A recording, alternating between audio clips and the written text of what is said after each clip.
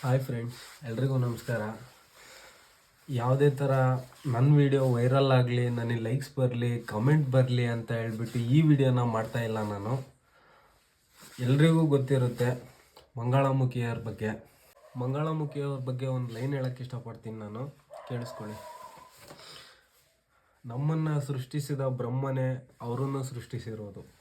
ನಮಗೆ ಗಂಡು ಹೆಣ್ಣೆಂಬ ಬೇರೆ ಬೇರೆ ಗುರುತು ಕೊಟ್ಟು, ಅವೆರಡರ ಭಾವನೆಯ ಅವರಿಗೆ ಕೊಟ್ಟು, ಹೆಣ್ಣು ಗಂಡೆಂಬ ಭೇದ ಭಾವವನ್ನು ನಮಗೆ ಕೊಟ್ಟು, ಹೆಣ್ಣು ಗಂಡಿನ ಮನಸ್ಸನ್ನು ಅರಿಯದ ಸೌಭಾಗ್ಯ ಅವರಿಗೆ ಕೊಟ್ಟು, ಕೆಲವೊಮ್ಮೆ ತಾಯಿಯಾಗಿ ಕೆಲವೊಮ್ಮೆ ತಂದೆಯಾಗಿ. ನಮ್ಮಂಗೆ ತಾನೇ ಅವರು ಕೂಡ. ಅವ್ರಿಗೂ ಈ ಸಮಾಜದಲ್ಲಿ ಏನಾಗ್ತಾ ಇದೆ ಅದೇ ಥರ ಅವ್ರಿಗೂ ಬೆಲೆ ಸಿಗಲೇಬೇಕು. ನಾನೆಲ್ರಿಗೂ ಕೇಳ್ಕೊಳೋದು ಒಂದೇ, ಹೊಸ ವರ್ಷಕ್ಕೆ 2026ಕ್ಕೆ ನಮ್ಮ ಕನ್ನಡದಲ್ಲಿ ಶಿವಲೀಲಾ ಮೂವಿ ಅಂತ ಬರ್ತಿದೆ. ಈ ಮೂವಿನ ರಾಜ್ಯಾದ್ಯಂತ ಬಿಡುಗಡೆ ಆಗ್ತಿದೆ.